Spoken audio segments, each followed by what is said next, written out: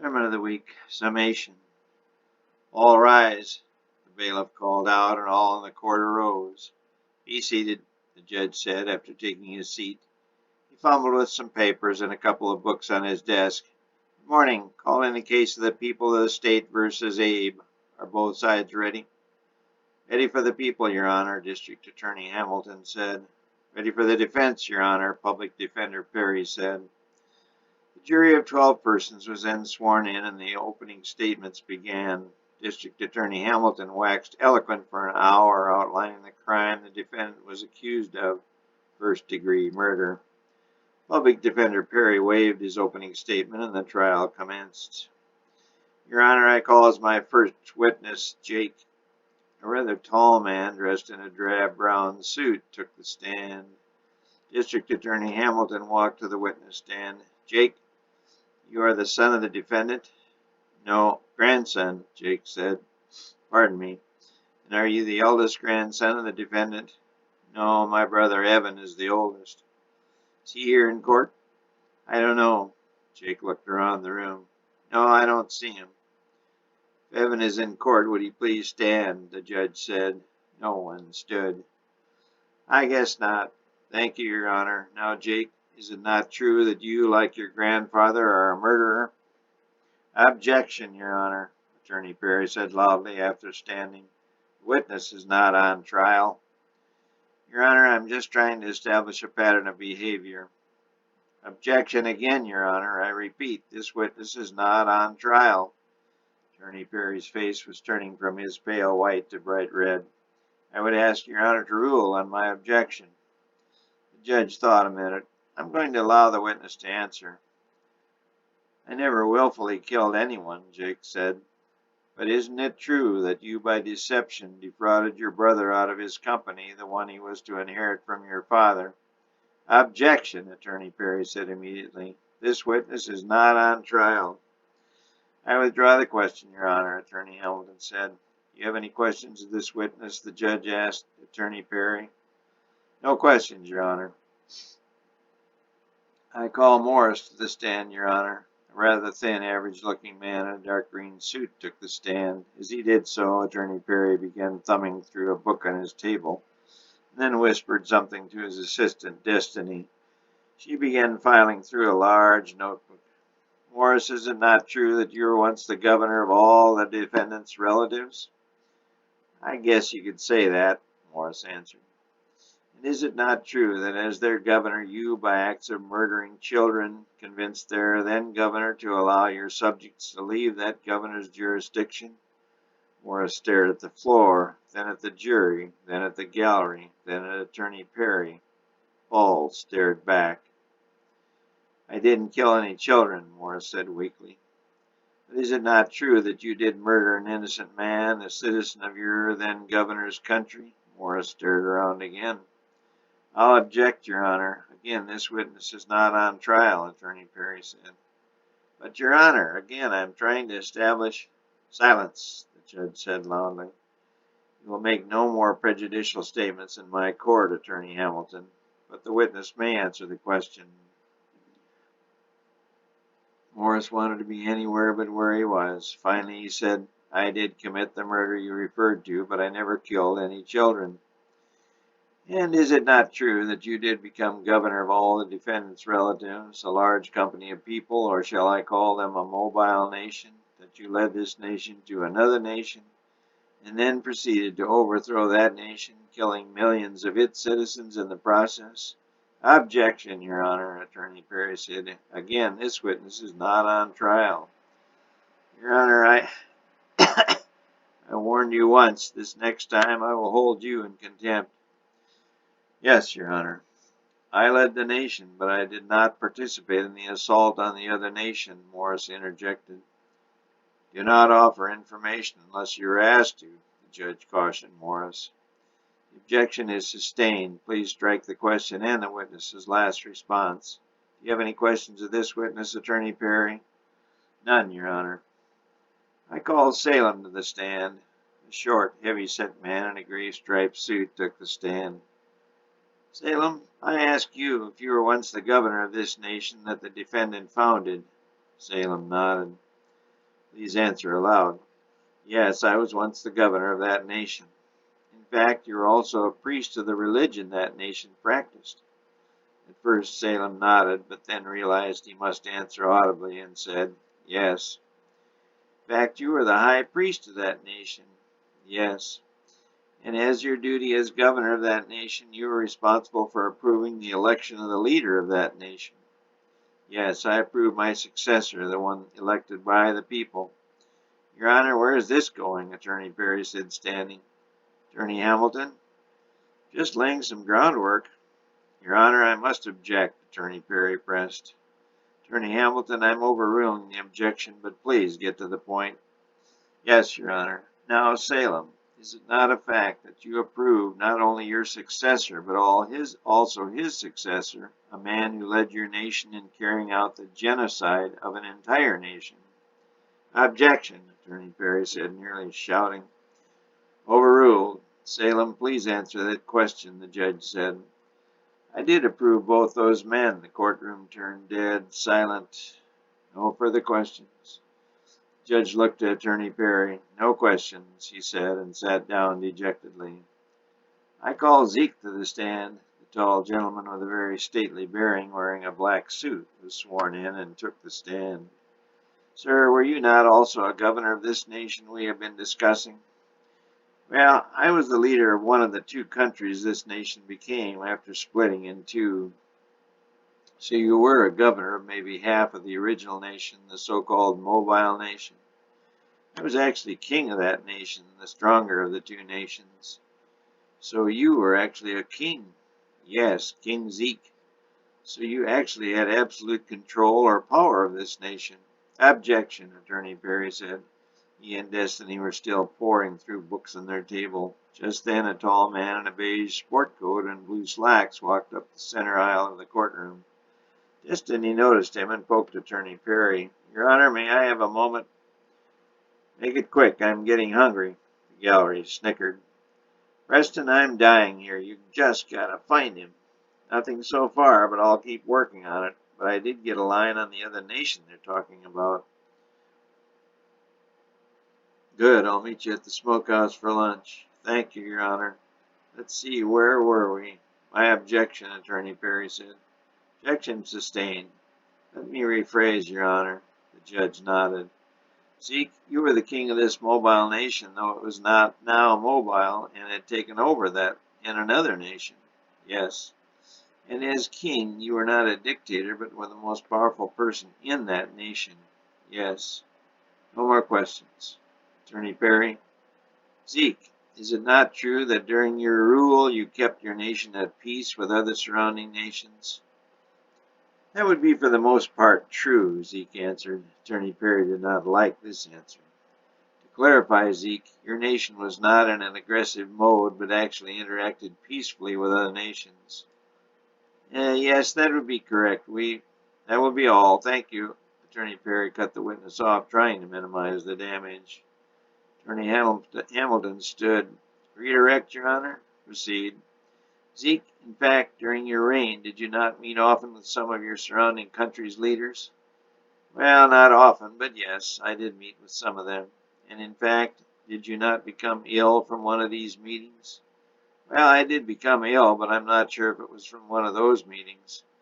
Did you not then call on your priest to turn back the clock 2 hours to verify they would heal you? And did you not then recover? Objection, Attorney Perry said. This time he was screaming. Objection sustained. The jury will disregard the witness's last remarks. The judge turned to Attorney Hamilton. Your Honor, I have no further questions of this witness. Your Honor, the state rests.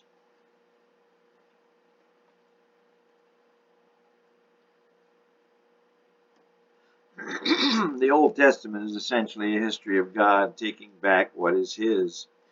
The country of Eden, where God planted his garden, was likely located where Israel is now. Speculation is rampant as to where Eden exactly was, but the vast majority think it was somewhere in the Middle East, in part because Mount Ararat, where Noah's Ark rested, is located in present-day Turkey. But from the standpoint of the Bible, it would seem that Eden was, in part, modern-day Israel, along with the Levant and maybe Upper Egypt and Arabia. This can be partially confirmed by the 4 rivers that flowed out of Eden to water this garden. It stands to reason that if God went to all the trouble to create a marvelous planet, he would not confine the occupants of that planet to one small corner of it. What would be the point? I expect Adam and Eve traveled widely around their new planet. Eden may have been the whole continent of Afro-Eurasia, with the garden being their home. Maybe Jerusalem was the place he would meet them when he came to visit, and also the place where his angels would rest. If so, the antediluvian world and then the post-diluvian world took the place over as they did the entire world. We know of no place in that history or any place since where man cannot enter, that is, be prevented from entering by angels. The only conclusions that can be made are that the angels guarding the place finally left as the garden deteriorated due to lack of care. The other conclusion would be that God either destroyed it completely or removed it to another place for safekeeping. God thought of his garden like you would of a fine painting or a beautifully crafted model car or an intricate tapestry or a fine lace tablecloth. These things would kind of be your crowning achievement. You would never part with them. You would make sure they were passed down from generation to generation. Well, God's Garden of Eden was his crowning achievement. He said as much. And God saw everything he had made, and behold, it was very good. Genesis 1:31. God thought it was very good, then by any standard it was first class, the finest in the universe. But I think the author of Genesis, Moses, missed something. I think after God made the Garden of Eden, he said, "That is excellent." And like us who wish to save our finest creations, whatever they may be, he wanted to save it, to preserve it for all the universe to see. My guess is there were many guided tours of the Garden of Eden by angels and by myriads of other beings visiting from throughout the universe. So whatever happened to this Garden of Eden, it is no longer found on this planet, but its foundations likely are somewhere. The Old Testament is 77% of your Bible, and its theme is only twofold. Number 1, God wants to save his people from sin. Number 2, God wants his people back in Jerusalem no matter what the cost. Why did God want this? I don't know. He had them in Egypt for over 400 years. Why didn't he just leave them there? He could have instrumented to take over a pharaoh and set up the kingdom of Israel right there. Or why not have them take over Babylon? They were there for 70 years. God's limitless. He easily could have worked out a takeover in Babylon. In fact, he did when the Medo-Persians took it over in 535 BC. Or why not have them take over the beautiful country of Greece or Rome? The reason has to be that Jerusalem was his home. It was the place where he started humanity, and he wasn't about to give it up for any reason. The Old Testament is a testament to exactly that. God was often down to just a handful of believers in Earth's history. He was actually down to one believer, that being Noah in 2348 BC. Then came Abraham and his small band of believers who God led from modern-day Iraq, some 600 miles as the crow flies, back to Jerusalem, or Salem as it was called in those days. Likely Abraham's journey was more like 1,000 miles. Then along came Jacob, Abraham's grandson, but God, through machinations with Jacob's son Joseph, led God's believers to Egypt. God's believers at the time were not willing to cleanse Canaan and Jerusalem of existing evil. Witness to that would be Lot, who just moved into the evil. Well, God let them all stew a while, but when his patience ran out, God raised up Moses to lead his believers back to Jerusalem once again. Jerusalem and the Levant were his, and he wanted it back. He knew that only from this region could evil ever be wiped out, wiped clean off the face of the planet he so carefully made 3,000 years earlier. Well, Moses got the believers back close to Jerusalem, but God knew Moses had run out of gas, so he took him off the planet and instituted a series of generals to take back Jerusalem and the Levant. It took them another 250 years before finally King David in 1000 BC re-established Jerusalem, providing a safe place for God's believers to worship Him.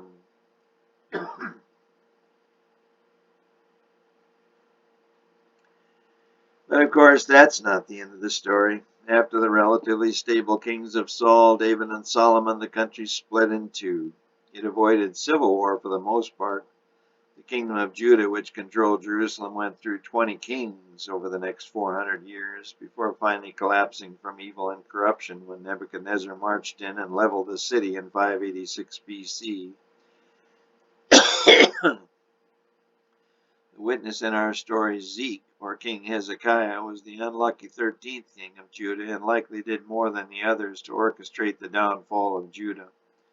Of note, the northern kingdom of Israel, which split off from Judah, went through 19 kings before falling to the Assyrian Sennacherib in 722 BC. Our story is about a boy named Malachi. He is the author of the last book, the 39th book of the Old Testament. He is the 12th and last of the minor prophets, and the last person to be called a prophet in your Bible. Subsequent believers are called disciples or apostles. Malachi is mentioned only once in the entire Bible. The burden of the word of the Lord to Israel by Malachi, Malachi 1:1. He is thus an exclusive person. His name means my messenger, and he is the last messenger in our Bible for over 400 years.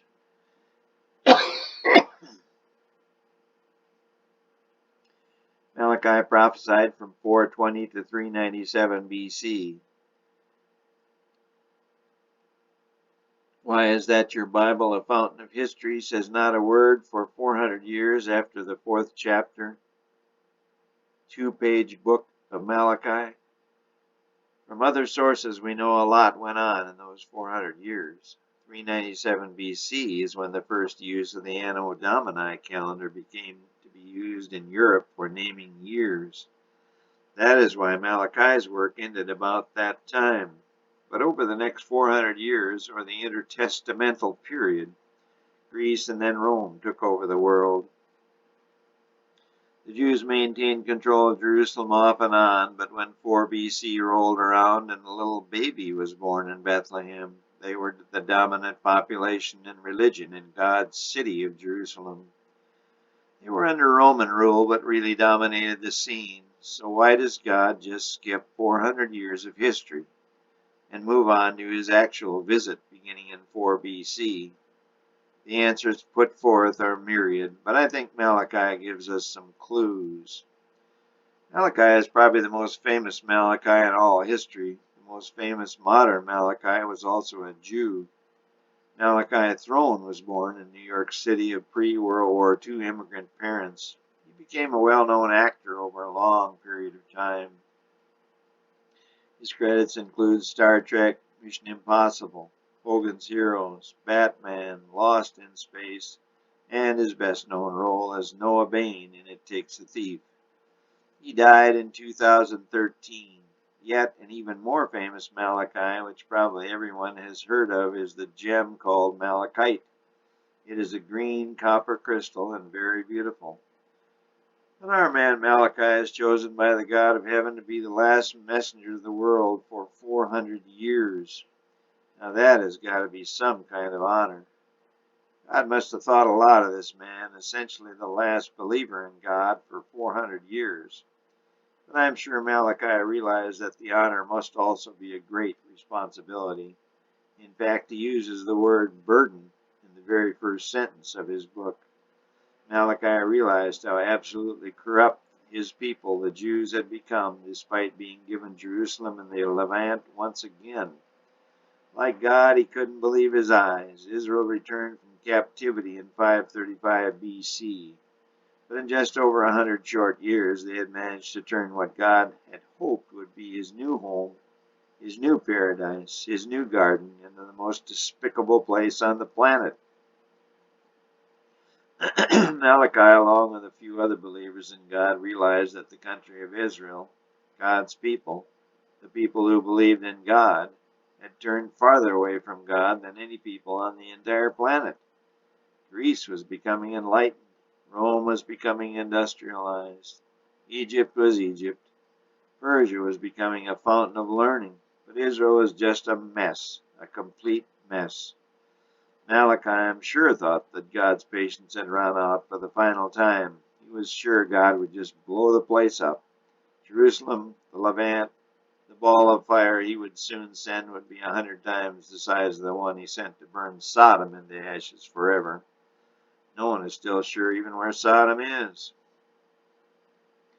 Malachi unknowingly gives us the reason why God ended his Old Testament with Malachi's book and remained silent for 400 years. Ye have wearied the Lord with your words. Malachi 3:17. God was finally tired. His children had finally wore him out. He was simply exhausted. To wear out the God of the universe is a feat beyond our comprehension. God rested after his great task of creating our planet and its Milky Way galaxy. Genesis 2:2.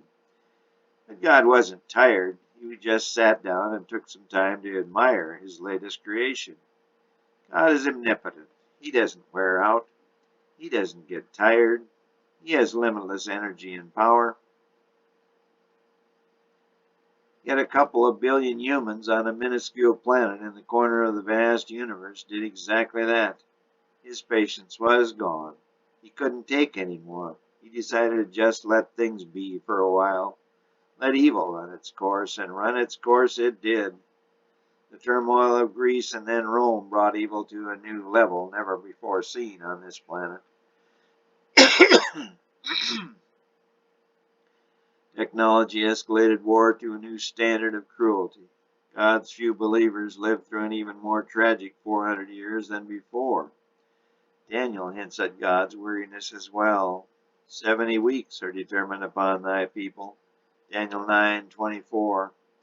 It seems like 400 or so years is about all that God can stand in watching his people promote evil. 400 or so years after the flood, God hunted down Abraham to make a new start. 2348 to 1921 BC. 400 years of slavery in Egypt was all God could take for his people. He hunted down Moses, one of his few true believers, to make a new start. After some 400 years of corruption by his new nation Israel, he hunted down an outsider, Nebuchadnezzar of Babylon, to make a new start. 400 years after God's last prophet Malachi, God hunted down John the Baptist to make a new start. Nearly 400 years after Christ's crucifixion, he hunted down a pagan, Constantine, to make a new start. 400 plus years later, he hunted down a king, Charlemagne, to make a new start. His patience now waxed a little longer before he hunted down Martin Luther to make a new start in 1517 AD. Nearly 400 years later, he hunted down a farmer, George Washington, to make a new start. That last start has lasted over 200 years, but I doubt even the patience of the God of the universe will last through this last 400-year cycle. Malachi tells us all as much in his last verse. And he shall turn the heart of the fathers to the children, and the heart of the children to the fathers, lest I come and smite the earth with a curse. Malachi 4:6. Malachi says God will have to step in before his patience, which is already very thin, finally breaks, and he blows up everything, never to start over again. Malachi proceeds to outline Israel's latest sins, but of course they are the same ones they have been committing since Abraham founded the people of Israel by answering God's call to him in Ur of the Chaldees, modern-day Iraq, in 1921 BC. That was 1,500 years before our man Malachi took the reins to become the last human prophet in the history of the world. I will not include Christ in the statement, as he was human and divine. Moving ahead, Malachi is the last of God's prophets for now 2,400 plus years. That's a long time to be without a prophet. A very long time, and you know what it shows. Even when God visited the planet in 4 BC, it took us only 33 years to kill him off, and the world has careened along the path of eternal destruction ever since. Today, the push of one button will end it. I can't believe the patience of God. To date, he has not allowed that to happen. Malachi's list of Israel's evils is almost beyond imagination. Seen from the outside, he calls Israel the border of wickedness. That is, the nation of Israel contains great wickedness. Malachi 1:4. O priests that despise my name, and ye say, wherein have ye despised thy name? Malachi 1:6. Like a little child that won't admit to doing something wrong, Israel's priests deny any wrongdoing.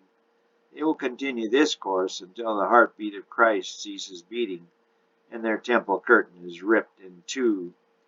Never again will they hold a place of respect in the universe.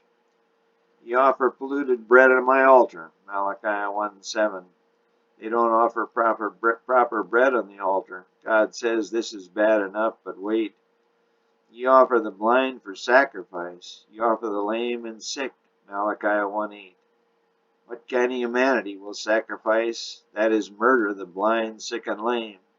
This text really speaks to the unconscionable city Jerusalem had become. If such acts were done in the open today, the perpetrators would be scalded by the press and put on death row. But of course, this very thing still happens in the unpublished and secret places of the world. Christ, through his relentless apostle Paul, confirms this is and that will continue to happen in Ephesians 6:12. For my name shall be great among the heathen, Malachi 1:11. Because Israel has abandoned their God and his principles of good and righteousness, God says he will seek believers outside of Israel. I repeat, he will seek believers outside of Israel. Today, Christianity is the largest religion in the world. 2.5 billion humans believe in God and his Christ. Another 2 billion Muslims believe in the God of the universe.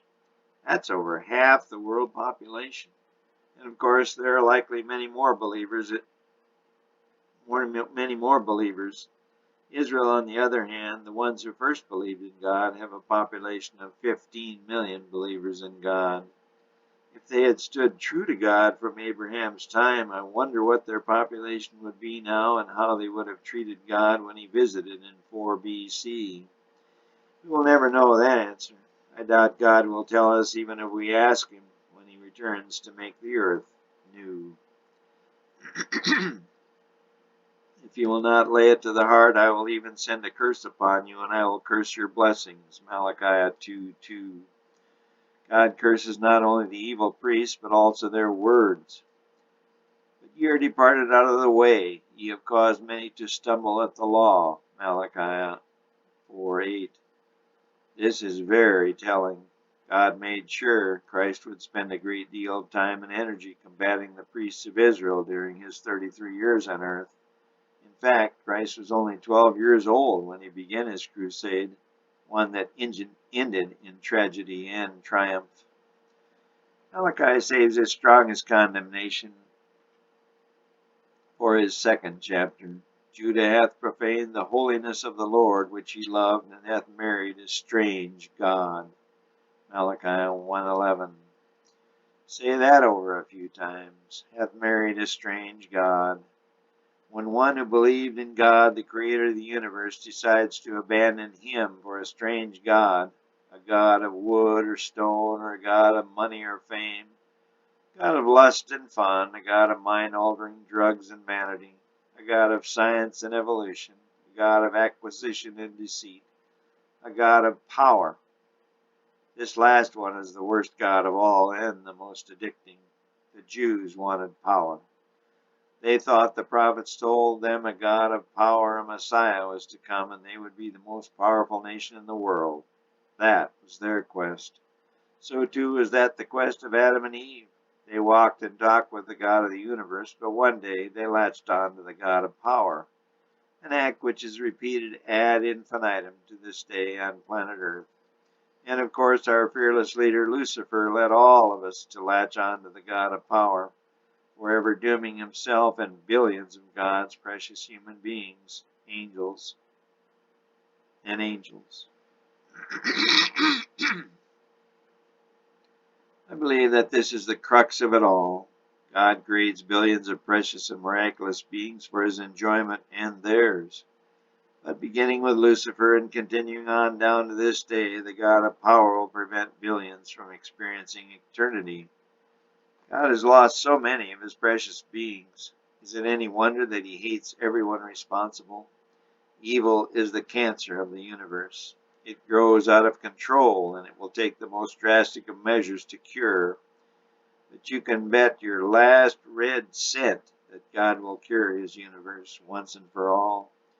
I just hope and pray it is very soon. In chapter 3, like all of the minor and major prophets, Malachi throws out a ray of hope. Behold, I will send a messenger, and he shall prepare the way before me, and the Lord whom ye seek shall suddenly come to his temple, even the messenger of the covenant, whom ye delight in. Behold, he shall come, saith the Lord of hosts. Malachi 3:1. Malachi says God will send a messenger before he comes. Malachi wonders if this messenger might be him, Malachi. I'm sure he has no idea that it will be another 400 years before that messenger materializes in the form of one John the Baptist. And that God, in the form of the Messiah, also will wait another 400 years before arriving in the little burg of Bethlehem, just 5 miles south of Malachi's home. Verse 2, Malachi pens more words from George Frederick Handel, words compiled from Malachi's book by Charles Jennings to compose the Messiah oratorio, no doubt sung first in the courts of heaven by an angelic choir. But who may abide the day of his coming, and who shall stand when he appeareth? For he is like a refiner's fire, and like fuller's soap. George left out that last little phrase, but added, and he shall purify the sons of Levi, from verse 3. It is beyond amazing how God draws his thread through 6,000 plus years of evil. His plan of salvation will be carried out despite the efforts of billions of humans and angels. For I am the Lord, I change not, therefore ye sons of Jacob are not consumed. Malachi 1:6. Sons of Jacob, sons of Abraham, that is, believers in God, will survive forever. We now come to the text for which Malachi is most famous. In fact, the whole world knows about it. He prefaces his famous text with these words, will a man rob God, yet ye have robbed me? Malachi 3:8. He then proceeds to further quote his God. Bring ye all the tithes into the storehouse, that there may be meat in mine house, and prove me now herewith, saith the Lord of hosts, if I will not open you the windows of heaven, and pour you out a blessing, that there shall not be room enough to receive it. Malachi 3:10. The world is full of people who have tested God and found him to be true. Stories abound of people who pay tithe, some to the point of their last dollar, and find that God is true to his word. If everyone paid an honest 10% tithe, God is saying through Malachi that there would be no poverty in the world. Support God and his workers, his priests, those that devote their life's work to him, and God will support you. Maybe an unpopular idea, but again, seldom tried. Malachi says it will work. God says it will work. Who are we to argue with either of them? But of course, tithe is ignored by the vast majority of humanity and will be until the root of all evil, 1 Timothy 6:10, is not needed anymore in the earth, made new. Gold is first mentioned in the Bible in Genesis 2:11 and 12, and Abraham is the first rich person. Genesis 13:2. Money is first used historically in Mesopotamia in 3000 BC. Malachi's words about money ring true to this day. Malachi ends his book with the usual fear and hope theme. For behold, the day cometh that shall burn as an oven, and all the proud, yea, and all that do wickedly shall be stubble. Malachi 4:1. But unto you that fear my name shall the Son of Righteousness arise with healing in his wings. Malachi 4:2. Remember ye the law of Moses my servant. Malachi 4:4. Malachi says the wicked and wickedness will most assuredly be destroyed, but God will send his Son to save all that believe in him. All we are to do is follow God's commandments as best we can. God will do the rest. But he also says in Malachi 3:5 one more thing. And I will come near you to judgment, and I will be a swift witness. God will be your witness at your trial. He will be your witness for the prosecution. And I will be swift witness against the sorcerers, and against the adulterers, and against the false swearers, and against those that oppress the hireling in his wages, the widow, and the fatherless, and that turn aside the stranger from his right, and fear not me, saith the Lord of hosts. Malachi 3:5. That about covers it. Most every sin's covered here. God will be a swift witness for the prosecution. He knows your history. He knows your evil. He will be the first to condemn you at your trial. But he will be the only one who can pardon you. All you have to do is say yes. For I am the Lord, I change not. Therefore ye sons of Jacob are not consumed. Malachi 3:6. But Malachi says, what God says, that if we believe, just believe on him, just simply say yes, he will pardon us and live in eternity with us. How such a simple solution to evil is ignored by billions is beyond all reason. Yet it happens every day of every year that this earth spins around on its axis. Malachi ends his book with one final precious promise.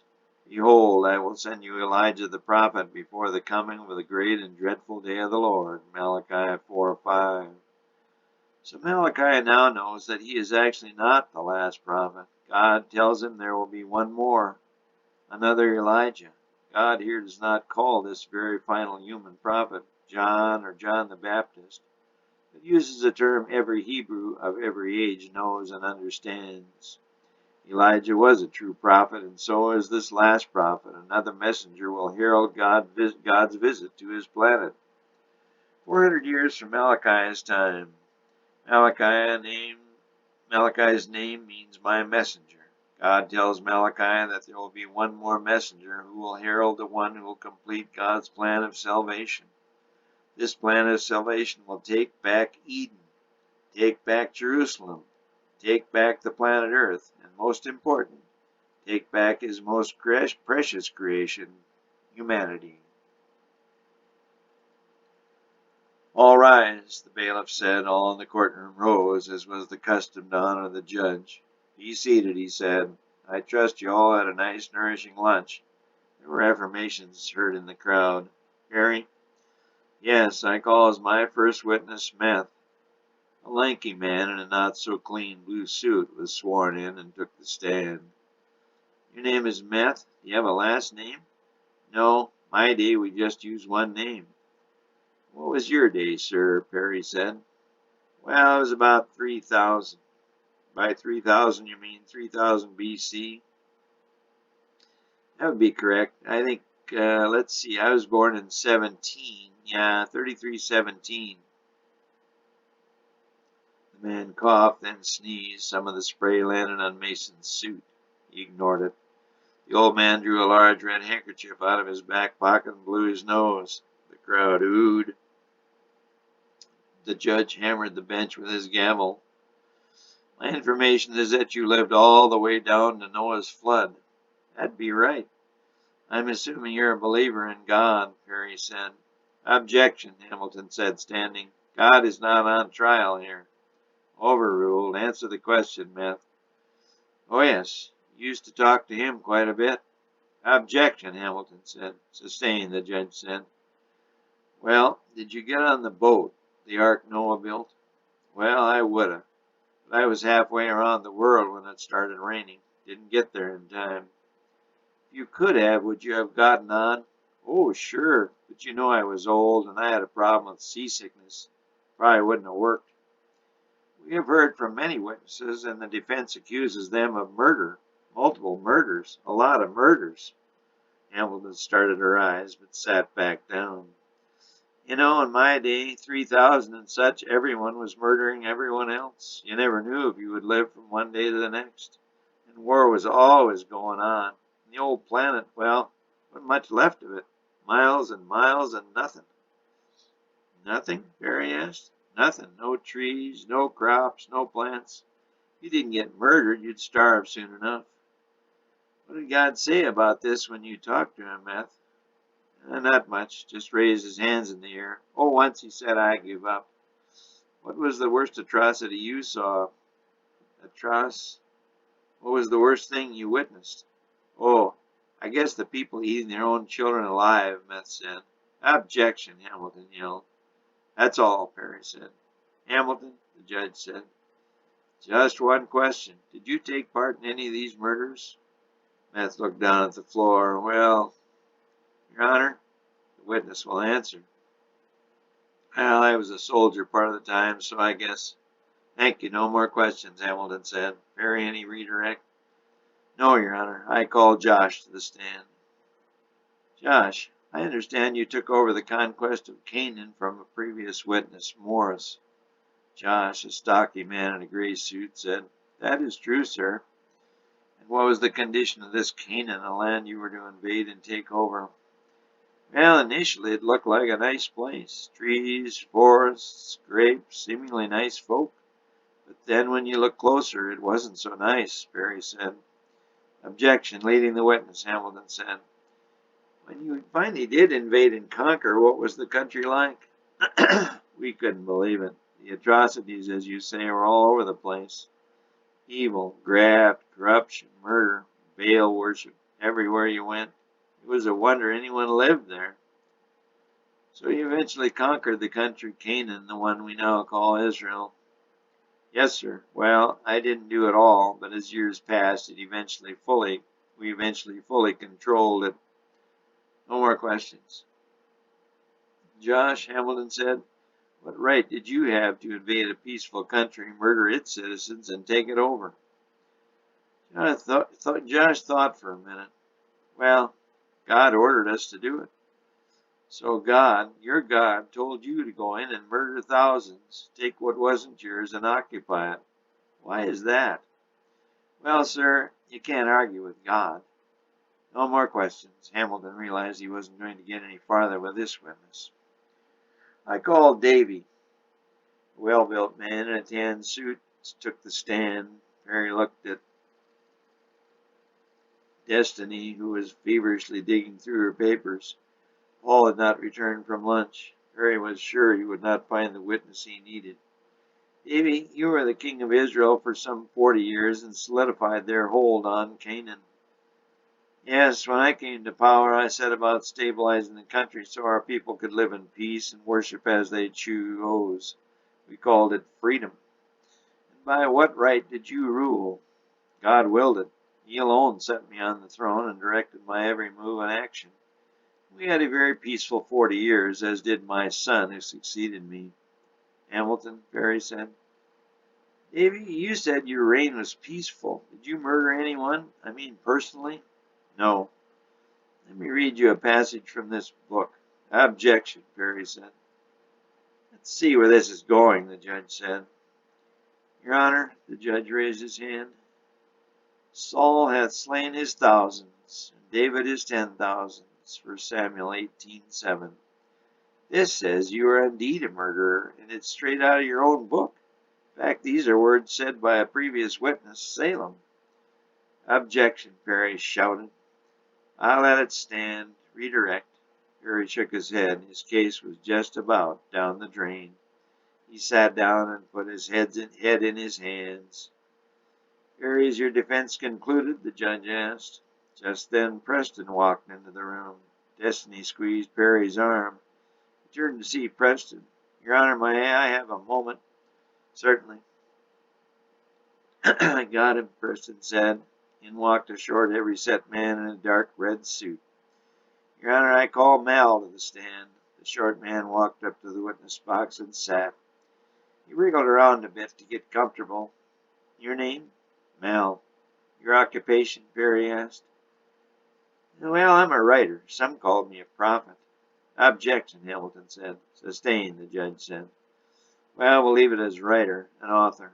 All right. And what books have you written? Well, my most famous would be Malachi, the last book of the Old Testament. Some in the crowd oohed, some began to applaud. The judge hammered his gavel. If there are any more outbursts, I'll clear this court. You were not present, but the prosecution and I have called several witnesses today. Preston told me. The prosecution has accused all of these witnesses to be murderers. Would you agree? Well, yes. Yes? Perry asked. Well, no.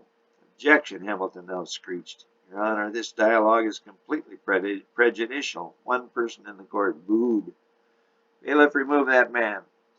The bailiff removed Davy, the previous witness, but not without some scuffling. Another officer finally ended up handcuffing Davy, and the two finally got him out of the court. Can I clarify, Your Honor? Mel said. Please do. I misspoke. None of them are murderers. They're executioners. Objection, Hamilton said. Sit down, Hamilton, the judge ordered. Hamilton sat, a scowl still in his face. I will let counsel proceed, but may rule on this later. What did you mean by executioner, Perry? Asked Mel. Well, it's like this. God created this land, this Canaan, this Israel for us to inhabit. But soon there was conflict leading to killing, to murder. So what was the result? Perry asked. Well, soon murderers outnumbered the good people, and they took over God's land. Objection, Hamilton said, knowing he'd be overruled. He was. So then what happened? Well, it's like when someone takes something that is rightfully yours. Well, you want it back. But the only way to get it back is by force. Well, God wanted his land back. He didn't want evil murderers ruling his land. So he sent men like the prior witnesses, good men, to take it back, to make it a good, peaceful land again. No, they weren't murderers. They were just executioners carrying out orders. Your Honor, I have no more questions of this witness. The defense rests.